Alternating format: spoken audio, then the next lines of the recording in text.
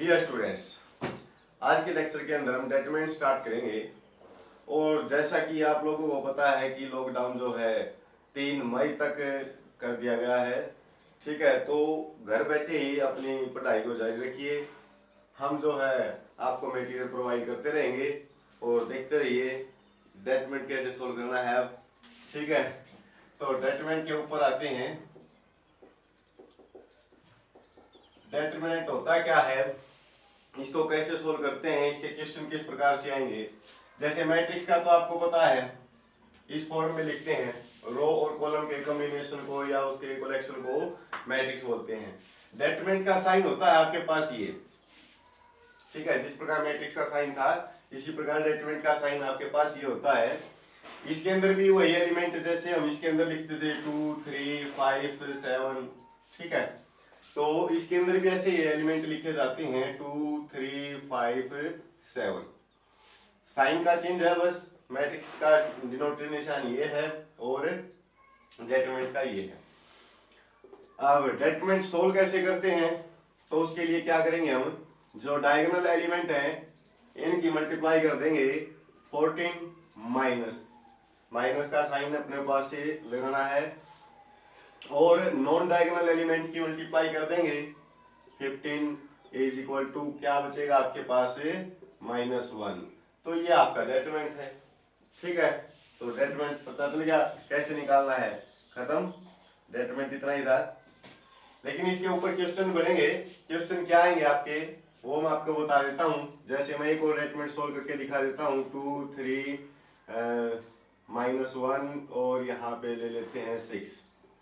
ठीक है, अगर इनका डेटरमिनेंट सोल्व करेंगे तो वही पहले डायगोनल एलिमेंट की मल्टीप्लाई करेंगे, माइनस का साइन लगाएंगे, और फिर नॉन डायगोनल एलिमेंट की मल्टीप्लाई करेंगे। तो ये दोनों की मल्टीप्लाई माइनस का 3 आएगा, और माइनस पहले हमारे पास तो प्लस का 3 हो जाएगा। तो क्या आ गया आपके पास है 15। ठीक है, 15 आ जाएगा। ये आपका सॉल्यूशन हो जाएगा, डेटरमिनेंट निकल आएगा। ठीक है, और लेते हैं जैसे ये तो हमारे पास कांस्टेंट टर्म थी। अगर ऐसे आ जाता है x x -1 x +1 और यहाँ पे x स्क्वायर माइनस का 1। ठीक है, कुछ इस प्रकार से आ जाता है क्वेश्चन, तो उसको कैसे सोल्व करेंगे, वही है मेथड के ऊपर कॉन्सेंट्रेट करना है आपको। पहले डायगोनल एलिमेंट्स की मल्टीप्लाई करेंगे तो x की मल्टीप्लाई x स्क्वायर -1 के साथ। ठीक है, माइनस का साइन, फिर नॉन डायगोनल एलिमेंट्स की मल्टीप्लाई तो x +1 की मल्टीप्लाई x -1 से करनी है। ठीक है, अब यहां से ये आइडेंटिटी आपके पास a + b a - b। अगर आइडेंटिटी नहीं होती तो हम क्या करते हैं, दोनों की मल्टीप्लाई कर देते। तो अब क्या है, x तो एज इट रहेगा x स्क्वायर -1 माइनस ये क्या आ जाएगा आपके पास है a + b a - b क्या होती है a square minus b square. अब x स्क्वायर -1 x स्क्वायर -1 यहाँ पे है, तो इसको अगर कॉमन निकालेंगे तो x स्क्वायर -1 तो आपके पास कॉमन है, अंदर क्या हो जाएगा x माइनस का 1 आ जाएगा। ठीक है, पता चलिए। अब तो ये था आपका डेटरमिनेंट। अगर 2 × 2 2 × 2 की अगर डेटरमिनेंट आपके पास है, उसका डेटरमिनेंट कैसे सोल्व करना है। डेटरमिनेंट सोल्व करने का तरीका तो आपको पता चल गया। अब इसके ऊपर जो क्वेश्चन बनेंगे वो किस टाइप के होंगे, किस प्रकार से आएंगे आपके पास क्वेश्चन, तो उनको देख लेते हैं। 2 नंबर का क्वेश्चन आएगा एग्जाम के अंदर, क्या आएगा, किस फॉर्म में आएगा। जैसे यहाँ पे आपके पास x है, 2 है, 3 है, 4 है, इज इक्वल टू आपके पास बोल दिया कि 10 है। ठीक है, तो find the value of x, x की वैल्यू फाइंड करनी है। तो कैसे फाइंड करनी है, इन दोनों की डेटरमिनेंट सोल्व कर लेंगे पहले तो दोनों की मल्टीप्लाई करेंगे तो 4x माइनस इन दोनों की मल्टीप्लाई करेंगे तो 6 इज इक्वल टू 10 आपके पास दे रखा है। अब 6 को उस साइड लेके जाएंगे तो 4x इज इक्वल टू 16 हो जाएगा, और x इज इक्वल टू 4 आ जाएगा। तो ये x की वैल्यू आ जाएगी आपके पास। ठीक है, या फिर ये भी बोल सकता था कि डेटरमिनेंट अगर हमारे पास क्वेश्चन दोनों तरफ डेटरमिनेंट आ जाता है, जैसे x है, 2 है, 3 है, यहाँ भी x है, इज इक्वल टू यहाँ पे 2 4 5 6 ये दे रखा है। ठीक है, तो यहाँ से क्या करेंगे, वही मल्टीप्लाई करेंगे तो x स्क्वायर माइनस इन दोनों की मल्टीप्लाई करेंगे तो 6 इज इक्वल टू, यहाँ भी डेटरमिनेंट को सोल्व कर लेंगे तो 12 माइनस का ये 20 आ जाएगा।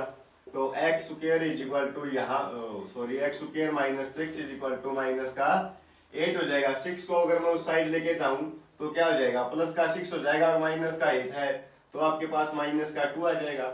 अब हमें x की वैल्यू फाइंड करनी है तो दोनों साइड क्या कर देंगे, रूट कर देंगे, तो रूट से स्क्वायर कैंसिल हो जाएगा। तो x की वैल्यू क्या आएगी, रूट के अंदर माइनस है तो आपने +1 के अंदर पढ़ रखा है कि अगर रूट के अंदर माइनस आ जाती है, जैसे माइनस का 4 है, तो इसको हम कैसे लिखते थे, 4 इंटू -1। अगर मैं 4 का अलग से रूट निकाल लेता हूं और -1 का अलग से, ठीक है, तो 4 का रूट क्या होगा 2, और ये वैल्यू किसकी होती थी, आपने 5th चैप्टर के अंदर जो आपका कॉम्प्लेक्स नंबर है उसके अंदर आपने पढ़ा था कि आयटा की वैल्यू जो होती थी वो √-1 होती थी। ठीक है, आयटा स्क्वायर की वैल्यू क्या होती थी, -1, आयटा की पावर 3 की वैल्यू माइनस आयटा, आयटा की पावर 4 की वैल्यू 1। ठीक है, तो ये वैल्यू किसकी है, आयटा की, तो ये हमारे पास आएगा। अगर मैं इसको भी सोल्व करूंगा तो क्या आ जाएगा आपके पास, 2 इंटू -1, तो क्या हो जाएगा ये √2 इंटू √-1 यानी कि √2 आयटा लिख सकते हैं हम इसको। तो x की वैल्यू क्या आई है, इमेजरी नंबर आई है। ठीक है, तो x की वैल्यू इमेजरी नंबर आई है। यहाँ से अगर आपको यहाँ तक सोल्व करके दिखाना है, ठीक है, वैसे तो हम इमेजरी नंबर को लेके नहीं चलते तो वैल्यू नॉट पॉसिबल लिख देंगे, अदरवाइज हम क्वेश्चन को यहीं छोड़ देंगे। ठीक है, यहाँ तक। अब आगे देखो, ये तो था अगर हमारे पास 2 इंटू 2 के अंदर डेटरमिनेंट की फॉर्म में क्वेश्चन आ जाता है तो उसको कैसे सोल्व करेंगे। अब अगर 3 इंटू 3 के अंदर आ जाता है तो ये है आपके लिए मोस्ट इंपोर्टेंट, क्योंकि डेटरमिनेंट के अंदर 3 इंटू 3 के ही आपको डेटरमिनेंट मिलेंगे और उनको कैसे सोल्व आउट करना है तो उसका मेथड मैं आपको बता देता हूँ। जैसे मैं एक क्वेश्चन लेके चलता हूँ, 1 2 3 4 5 -1 0 1 6। ठीक है, ये आपके पास एक डेटरमिनेंट दे रखा है। इसको कैसे सोल्व करना है, तो देखो सोल्व करने का मेथड क्या है, आप किसी भी एक रो या किसी भी एक कॉलम से इसको एक्सपेंड करते हैं। ठीक है, डेटरमिनेंट को अगर मैं सोल्व करता हूं तो उसको एक्सपेंडिंग बोलते हैं कि डेटरमिनेंट को एक्सपेंड करके दिखाइए, यानी कि सोल्व आउट करके दिखाइए। तो कैसे सोल्व करना है, तो कोई भी एक रो या कोई भी एक कॉलम उठा लेना आप, ठीक है, उसके अलोन एक्सपेंड करना हमें। कैसे, इसके अलोन कैसे एक्सपेंड करेंगे, जैसे 1 लेके चले हम, ठीक है, तो 1 लेके चले हैं तो 1 और डेटरमिनेंट का साइन लगा देंगे। अब आप जिस भी एलिमेंट के अलोन चले हो, जैसे फर्स्ट रो और फर्स्ट कॉलम के अलोन चले हो, तो इसकी फर्स्ट रो को भी और कॉलम को भी एलिमिनेट कर देंगे। जो आपके पास बच जाएगी एलिमेंट उनको हम यहाँ पे लिख देंगे, यानी कि 5 -1 1 और 6। ठीक है, बता चलिए आप, अगर हम 1 के अलोन चलेंगे तो इसकी जिसके भी अलोन चले हैं उसकी रो को भी और उसके कॉलम को भी एलिमिनेट कर देंगे। जो आपके पास एलिमेंट बच जाएंगे उनको डेटरमिनेंट के अंदर लिख देंगे। ठीक है, पहले प्लस का साइन लेके चलना है, फिर माइनस का, -2 के अलोन चलेंगे। ठीक है, पहले प्लस फिर माइनस और फिर प्लस, मैं आपको बता दूंगा कौन से साइन लेके चलने हैं आपको। ठीक है, तो अब 2 के अलोन चलेंगे तो क्या आएगा, इसकी रो को भी और इसके कॉलम को भी एलिमिनेट कर देंगे। तो ये जो है ये वैल्यू आप लोगों के पास से एलिमिनेट हो जाएगी। जो एलिमेंट बच गए इनको हम लिख लेंगे, तो 4 -1 0 और 6। ठीक है, अब प्लस का साइन, पहले प्लस फिर माइनस और फिर प्लस। अब की बार 3 के अलोन एक्सपेंड करेंगे तो क्या आएगा, इसकी भी रो को भी और कॉलम को भी एलिमिनेट करेंगे तो क्या आएगा, ये कैंसिल हो जाएंगे। 4 5 0 1, तो 4 5 0 1 ये बच जाएगा आपके पास। ठीक है, यहां तक समझ में आया है क्या किया हमने। ठीक है, कमेंट में लिख के बताना यस और नो। तो अब देखो 1 तो हमारे पास है, चीज रहेगा। अब 2 इंटू 2 का डेटरमिनेंट आप लोगों ने सोल्व किया था अभी थोड़ी देर पहले। कैसे सोल्व करते हैं हम, इन दोनों की मल्टीप्लाई माइनस इन दोनों की मल्टीप्लाई, तो माइनस माइनस प्लस का 1 हो जाएगा। -2 हमारे पास है, इन दोनों की मल्टीप्लाई करेंगे तो 24 आ जाएगी, माइनस इन दोनों की मल्टीप्लाई करेंगे तो 0 हो जाएगी। 0 प्लस माइनस की होती है, तो इसको हम एज चीज रखेंगे। 3 इंटू इन दोनों की मल्टीप्लाई करेंगे तो 4 माइनस ये 0। ठीक है, अब देख लेते हैं, ये तो हमारे पास 31 की अगर मैं 1 के साथ मल्टीप्लाई करूंगा तो 31 ही बचेगा। यहाँ पे अगर इन दोनों की ये तो 24 बच जाएगा। अगर दोनों की मल्टीप्लाई करेंगे तो माइनस का 48 आ जाएगा। और प्लस यहाँ पे 4 है तो 4 की मल्टीप्लाई 3 के साथ करेंगे तो 12 आ जाएगा आपके पास। अब ये दोनों प्लस के हैं तो इन दोनों को ऐड कर देंगे और ये जो है माइनस कर देंगे, तो ये हमारे पास आ जाएगा। अगर मैं ऐड करूंगा तो 4 और 3 माइनस का 48 तो माइनस का 5 आपके पास जो है इसका डेटरमिनेंट आ जाएगा। ठीक है, दोबारा से रिपीट कर देते हैं एक बार क्वेश्चन को कैसे किया है सोल्व। देखो, अगर हमारे पास कोई भी 3 into 3 का डेटरमिनेंट आ जाता है तो उसको सोल्व करने के लिए हम क्या करते हैं, किसी भी एक रो या किसी भी एक कॉलम से उसको एक्सपेंड करना होता है हमें। कैसे एक्सपेंड करते हैं, जैसे मैं इसके अलोन एक्सपेंड कर रहा हूँ, R1 के अलोन एक्सपेंड करेंगे इसको, तो R1 के अलोन एक्सपेंड करेंगे तो 1 के अलोन चले हैं, तो 1 के अलोन अगर हम चलेंगे यानी कि फर्स्ट रो और फर्स्ट कॉलम के अलोन चले हैं तो फर्स्ट रो को भी और फर्स्ट कॉलम को भी एलिमिनेट कर देंगे, जो आपके पास एलिमेंट बचेंगे उनको लिख लेंगे। ठीक है, ऐसे ही फिर फर्स्ट रो और सेकंड कॉलम के अलोन यहाँ पे 2 के अलोन चले हैं तो इसके भी रो को भी और इसके कॉलम को भी एलिमिनेट कर देंगे, तो यानी कि कॉलम को भी एलिमिनेट कर देंगे और रो को भी एलिमिनेट करने के बाद हमारे पास जो एलिमेंट बचेंगे उनको हम यहाँ पे लिख लेंगे। ठीक है, ऐसे ही हम 3 के अलोन चलेंगे तो इसकी भी रो और कॉलम को एलिमिनेट करने के बाद जो हमारे पास एलिमेंट बचेंगे उनको हम यहाँ पे लिख लेंगे। ठीक है, अब 2 into 2 का डेटरमिनेंट आपको आता है तो यहाँ से आगे आप आसानी से सोल्व कर सकते हो। अगर मैं इसी क्वेश्चन को, ये तो हमने R1 के अलोन चले थे, ठीक है, अगर मैं किसी भी जैसे मैं इसके अलोन चलूं, C2 के अलोन अगर मैं इसको एक्सपेंड करूं तो क्या आएगा आपके पास। ठीक है, तो C2 के अलोन मैं इसको एक्सपेंड कर रहा हूं, तो एक्सपेंड करेंगे। मैं आपको बता देता हूं पहले कि अगर हम देखो यहाँ पे प्लस का साइन लेके चले, यहाँ पे माइनस का, यहाँ पे फिर प्लस का, यानी कि पहले प्लस का साइन लेके चलना है, फिर माइनस का, फिर प्लस का, फिर minus plus minus plus minus plus, यानी कि इस साइन के अकॉर्डिंग हमें सोल्व करके दिखाना है क्वेश्चन को। तो अब अगर मैं C2 के अलोन एक्सपेंड करता हूं तो पहले माइनस का साइन लेना होगा हमें, तो पहले माइनस का साइन लेके चलेंगे यानी कि -2 के अलोन चलेंगे तो क्या आएगा आपके पास, एक्सपेंडिंग, यहाँ पे लिख लेना एक्सपेंडिंग along C2। ठीक है, तो एक्सपेंडिंग along C2 के along अगर एक्सपेंड करेंगे तो पहले माइनस का 2 लेके चले हम। ठीक है, तो क्या करेंगे, इसकी रो और कॉलम को एलिमिनेट कर देंगे, यानी कि इसको भी खत्म कर देंगे और इसको भी, तो 4 - 1 0 6, तो ये लिख लेंगे 4 - 1 0 और 6।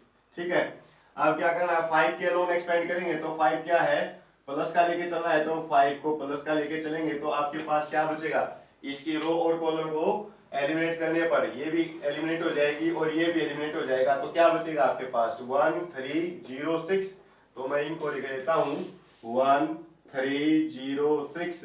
ठीक है, फिर हम इसके अलोन चलेंगे तो ये साइन माइनस का लेके चलना है तो -1 के अलोन चलना है, तो क्या आएगा आपके पास, ये एलिमिनेट हो जाएगा, ये एलिमिनेट हो जाएगा, तो क्या बचेगा 1 3 4 -1, तो 1 3 4 -1।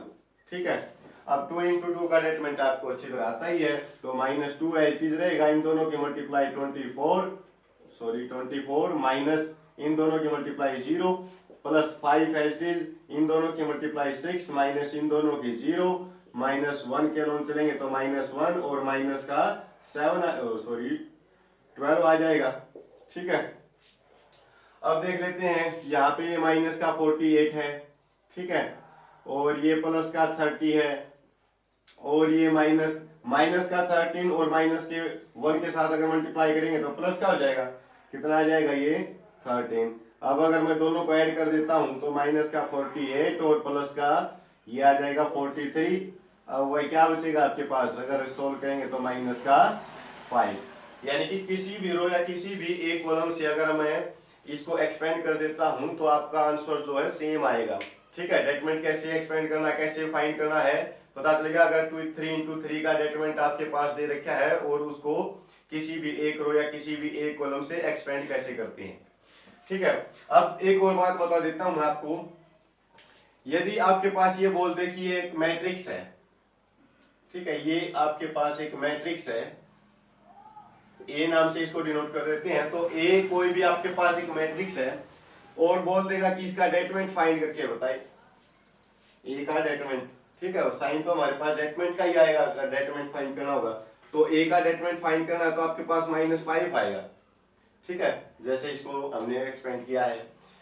सपोज करो अगर आपके पास ए का डेटरमिनेंट माइनस 0 के इक्वल आ जाता है, ए जो मैट्रिक्स है अगर हम उसका डेटरमिनेंट फाइंड करते हैं, अगर वो 0 के इक्वल आ जाता है तो उसको हम, जो ये मैट्रिक्स है इसको हम सिंगुलर मैट्रिक्स बोलते हैं, सिंगुलर मैट्रिक्स। ठीक है, अगर कोई भी एक मैट्रिक्स दे रखी है उसका डेटरमिनेंट अगर हम फाइंड करते हैं और 0 के इक्वल आ जाता है तो उसको सिंगुलर मैट्रिक्स बोलते हैं। अगर डेटरमिनेंट 0 के इक्वल ना आए, जैसे यहाँ पे -5 आया है, तो उसको हम नॉन सिंगुलर मैट्रिक्स बोलते हैं, नॉन सिंगुलर मैट्रिक्स। क्लियर है? अगर आपके पास कोई भी मैट्रिक्स दे रखी है, ये बोल दे कि वो सिंगुलर है या नहीं, शो करके दिखाओ, तो उसका डेटरमिनेंट ये हमें फाइंड करके दिखाना है। अगर वो 0 के इक्वल आ जाता है तो सिंगुलर है, अदरवाइज वो क्या है, नॉन सिंगुलर है। इसके ऊपर क्वेश्चन भी आ सकते हैं आपके, क्या कि अगर मैं कहीं पे कोई कांस्टेंट लिख देता हूं, जैसे यहाँ पे k लिख देता हूं या x लिख देता हूं, तो x की वैल्यू फाइंड करने के लिए बोल देगा सिंगुलर के ऊपर कोई क्वेश्चन आएगा। तो देखो किस फॉर्म के अंदर मैं एक क्वेश्चन सोल्व करके दिखा देता हूं आपको। जैसे मैं एक मैट्रिक्स मान के चलता हूं कि आपके पास एक मैट्रिक्स दे रखी है, ए जो है ये मैट्रिक्स आपकी यहाँ पे है 3 2 -1 और यहाँ पे मैं x मान लेता हूँ।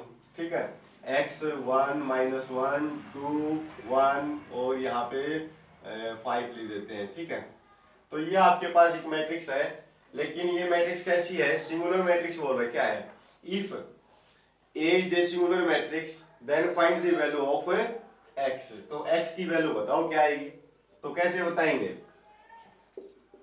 बता सकते हो कैसे, क्या बोल रहे, क्या ये सिंगुलर मैट्रिक्स है। सिंगुलर मैट्रिक्स क्या होती है, जिसका डेटरमिनेंट अगर हम निकालें तो किसके इक्वल आएगा, 0 के। तो a का डेटरमिनेंट किसके इक्वल, 0 के इक्वल लेके चलेंगे हम।